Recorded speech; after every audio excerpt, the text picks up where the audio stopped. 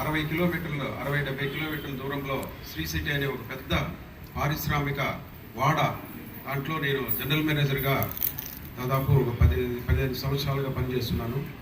అది కూడా doctor YS Rajasekhara Reddy శంకుస్థాపన చేసి ఇప్పుడు అది దినదినాభివృద్ధి అయ్యి దాదాపు 50,000 మంది ఉద్యోగులు, 210 పరిశ్రమలు అక్కడ మన పక్కనే మన జిల్లాలోనే ఉండడం అనేది చాలా సంతోషము.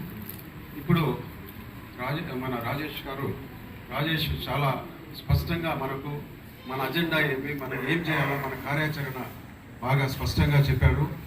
ఇప్పుడు తిరుపతి నియోజకవర్గము రాష్ట్రంలో 175 నియోజకవర్గాలు ఒక వ్యక్తి అయితే తిరుపతి కూడా చాలా పవిత్రమైన ప్లేస్.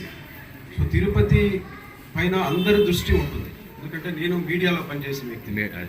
సో నేను తిరుపతి మేము రాసేటప్పుడు కూడా ఏదైనా తిరుపతి వార్త రాస్తే అది ఆల్ ఎడిషన్స్లో వచ్చేది. అంటే తిరుపతి పేరుకు అంత విశిష్టత ఉంది. సో తిరుపతిలో ఎన్నికయ్యే వ్యక్తులు కూడా చాలా ఇంపార్టెంట్ వాళ్ళు. మీరు ఇక్కడ ఉండే వాళ్ళంతా నేను చూస్తూ ఉంటే చాలామంది ఎడ్యుకేటర్స్, రిటైర్డ్ పీపుల్, వ్యాపారస్తులు. సో ఇక్కడంతా బాలాజీ గారు కూడా ఇక్కడ ఉన్నారు. సో వీళ్ళంతా చాలామంది ప్రముఖులు ఇక్కడ ఉన్నారు. సో మీకు పెద్దగా చెప్పనవసరం లేదు, మీరు రోజు ఇక్కడ ఉండే సమకాలిక పరిస్థితులను మీరు బాగా అవగాహన చేసుకునే వ్యక్తులు ఇక్కడ ఉన్నారు. సో తిరుపతి నియోజకవర్గము చాలా పవిత్రమైన నియోజకవర్గము. దీని దృష్టి దేశవ్యాప్తంగా ఉంటుంది కాబట్టి సో ఈ ఎన్నికల్లో మనం ఎలాంటి అభ్యర్థిని ఎన్నుకోవాలనే దానిపైన మీరు నిశ్చితంగా పరిశీలిస్తే మనకున్న క్యాండిడేట్లు ఇప్పుడు చెప్పాడు మన రాజేష్, వాళ్ళు అక్కడ స్క్రాప్ అని పారేస్తే ఇక్కడ చేసి ఇక్కడ కంటెస్ట్ చేస్తున్నారు. ఒక ఆయన బీజేపీ తరఫున, ఒక ఆయన జనసేన తరఫున.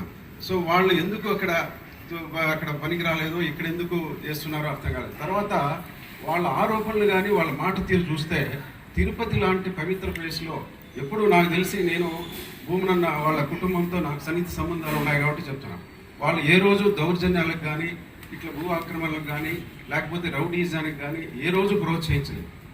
ఇటీవల నాకు వండర్ అవుతాను, గంజాయి గురించి మాట్లాడుతున్నారు.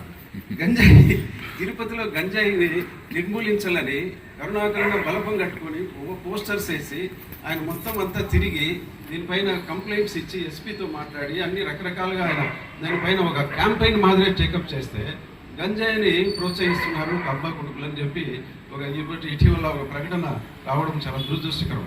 అలాగే తిరుపతి దేవస్థానం చైర్మన్గా నాకు తెలిసి ఏ చైర్మన్ చేయని కార్యక్రమాలు భూమన కరుణాకర్ రెడ్డి గారు చేశారు. అట్లా ఉద్యోగస్తులకు కానీ అట్లా పిలిగ్రిమ్స్ దృష్టిలో పెట్టుకొని చాలా కార్యక్రమాలు చేశారు.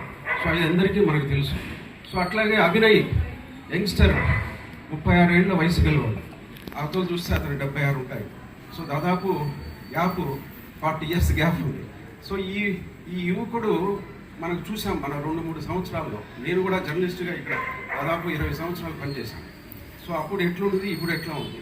సో చాలామంది ఎమ్మెల్యేలు, ఎంపీలు దీనికంతా అభివృద్ధి పట్ల, సమగ్ర అభివృద్ధి పట్ల కొద్దిగా నెగ్లెక్ట్ చేసిన మాట వాస్తవం. సో ఇప్పుడు డెవలప్మెంట్ ప్రాసెస్లో ముందుకు వెళ్తా ఉంది. ఇంకా ఫ్యూచర్ ఉంది తిరుపతికి. ఇది విద్యా కేంద్రం, అట్లా మెడికల్ ఎడ్యుకేషన్ హబ్గా తయారవుతాం.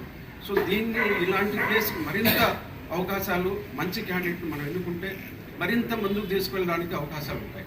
సో మీరంతా విఘ్నులు, ఎడ్యుకేటర్స్ కాబట్టి తప్పకుండా అభినయ్ రెడ్డిని, అట్లా గురుమూర్తి ఎంపీ అభ్యర్థి చూస్తే ఆయన చాలా యువకుడు, ఆయన కూడా మంచి ఉత్సాహవంతుడు, పనిచేయాలనే ఆకాంక్ష ఉండేవి.